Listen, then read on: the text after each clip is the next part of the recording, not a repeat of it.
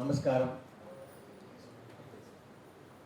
ఇందాక కింద కూర్చున్నప్పుడు వైస్ ఛాన్సలర్ వెళ్ళిన నిత్యానందరావు గారు అరుణ గారి గురించి పొగుడుకుంటుంటే మాకు దొరికిన అరుణబింబము అని అన్నాను. నిజంగానే మాకు అరుణబింబం దొరికింది.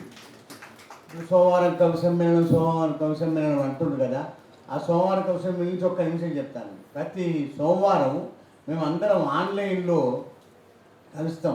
ఇప్పుడు నిన్న స్టేజ్ మీద ఉన్న నిహారిని మేడం కానీ, మన రూప్కుమార్ డప్పి గారు కానీ, తర్వాత సభలో ఉన్న ఒద్దిరాజు ప్రవీణ్ కుమార్, ఎరకల యాదయ్య, ఇస్తారి, సులోచన మేడం, పద్మజ మేడం లాంటి వాళ్ళందరూ మేము కలుస్తాం. అది సోమవారం కవి సమ్మేళనం. ఇందులో అతిరథ మహారథులు అందరూ ఉన్నారు.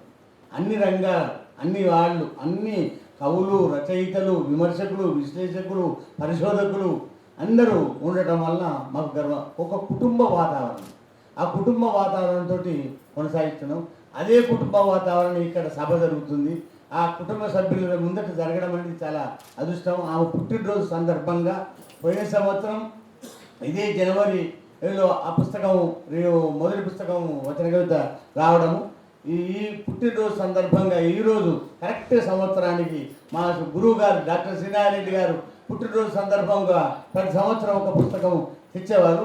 అదే కంటిన్యూగా మరి అన్నగారు చేస్తారేమో చూద్దాం. ఎందుకంటే సంవత్సరం ఒక పుస్తకం వేయడం చాలేదు. అట్లా అది తీసుకొచ్చారు. వారిని అభినందిస్తూ ఇక పోతే స్టేజ్ మీద గొప్ప గొప్ప వాళ్ళు ఉన్నారు. చాలా వాళ్ళను చెప్పాలంటే 5 నిమిషాల కంటే ఎక్కువ టైం పడుతుంది. ఇప్పుడు కరీంనగర్ అధ్యక్షుల వారు కరీంనగర్ నుంచి హైదరాబాద్ తీసుకురావడం చాలా గొప్ప. ఆ కరీంనగర్ రారాజు ఆయన. ఏ సభలు చూసినా మనకు దాస్య సేనాధిపతి కనబడుతుంటాడు. కరీంనగర్ సభలు చూడండి, దాస్య సేనాధిపతి లేకుండా ఆ సభలు ఉండవు సామాన్యంగా. అలాంటి వ్యక్తిని హైదరాబాద్కి తీసుకురావడం మా తెలంగాణ రచయిత సంఘం జంటర్యాల శాఖ సౌజన్యంతో నడుస్తున్నందుకు మాకు చాలా సంతోషం.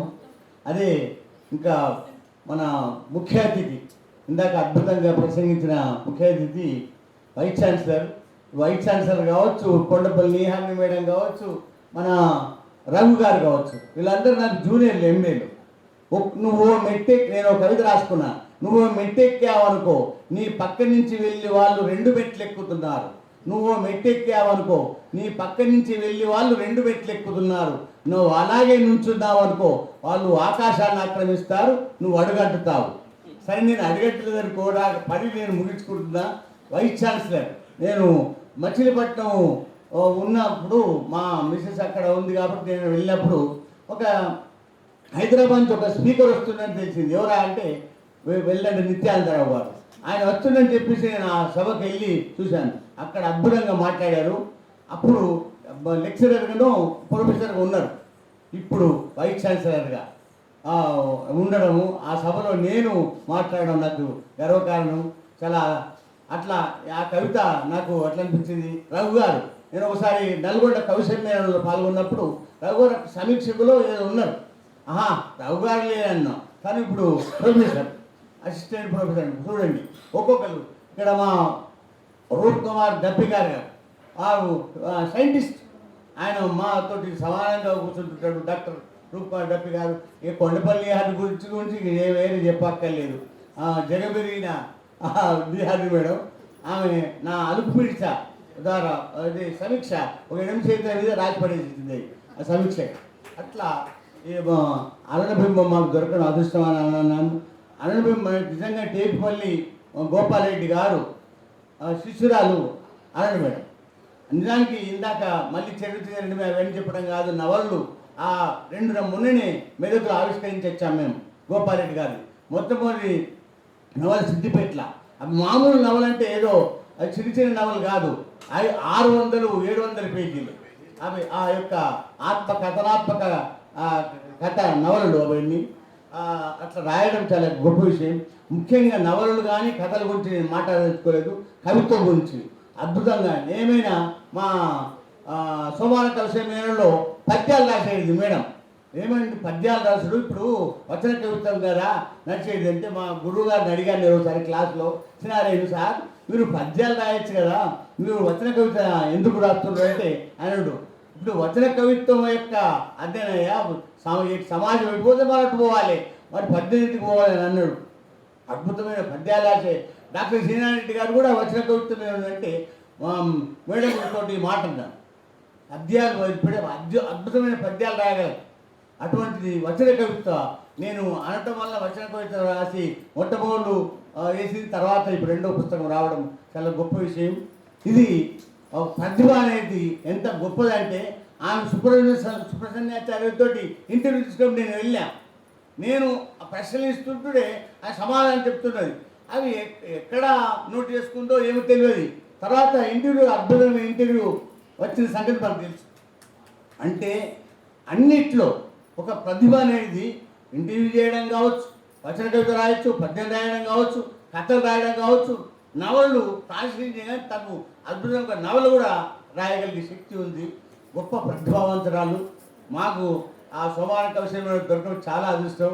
ఇంకా ఇట్లా చెప్తుంటూ పోతుంటే అన్న గురించి ఎంతైనా చెప్పచ్చు. నేను ఒక చివరికి నేను కూడా ఒక్కటే కవిత నాకు నచ్చిన కవిత చదువుతాను, ఇప్పుడే చూశాను. అది సాహిత్యం మీద ఎంత ఇష్టమో, చిన్నప్పటి నుంచి అంతే నాకు ఎంత ఇష్టమో నా భాష అంటే. అంతగా ఎందుకంటే తెలియదు, మరి అందరికీ అంతేనా ఏమో, నాకు మట్టుకు ఆ క్షీరసంద్రంలో మునిగి అక్షరముత్యాలు ఏరి కావ్య కంఠాభరణంగా అలంకరించాలని. నాకు నేను ఆ విరబూసిన తోటను చుట్టుకున్న సుగంధమై గాలిని కలుపుకొని దిక్కులకు వీణలూదాలని. నాకై నేను ఆ ప్రకృతి రమణీయ కాంతను చెంత చేర్చుకొని వలపు వాకిలి తలపు తెరవాలని. నాలో నేను ఆ లలిత కళా విభవాన విశ్వవేదికపై భాషా పదముద్రికలు చెక్కాలని. మీకై నేను ఆ సాహితీ పొదరింటిని నవతరానికి వారసత్వం ఇచ్చి ఆత్మీయతల అక్షర తోరణాలను వేలాడగట్టాలని మదిని తడుపుతుంటాయి కోరికలు ఎన్నెన్నో. ఇలాంటి కవితలు చాలా అద్భుతమైన కవితలున్నాయి. ఇందాక రఘు గారు చెప్పుకుంటూ ఒక మాట అన్నారు. ఇప్పుడు ఈ రెండో పుస్తకము సమీక్షకులు కానీ విమర్శకులు కాదు, కానీ తర్వాత విమర్శకులకు ఎక్కడ అద్భుతమైన కవితలు ఉంటాయో వెతుక్కోవాల్సి వస్తుందేమో అని అన్నారు. నిజంగా రాను అరుణ గారు ఆ కవిత్వం, నా ఉద్దేశంలో నవలలు, కథలు, విమర్శలు, పరిశోధనలు వాటికంటూ కూడా కవిత్వంలో అదొక గొప్ప సృజనాత్మక శక్తి. దీంట్లోనే అవి సృజనే ఉన్నాయి, అవి కూడా వాటికంటే గొప్పగా నిరూపించుకునే శక్తి వచన కవిత్వం ఉంది. పద్యంలో కూడా లేదు. నేను వచన కవిగా చెప్పుకుంటూ నేను అరుణ మేడంను ఇదే మళ్ళీ జనవరిలో ఇంకొక పుస్తకం తీసుకురావాలని కోరుకుంటూ ధన్యవాదాలు.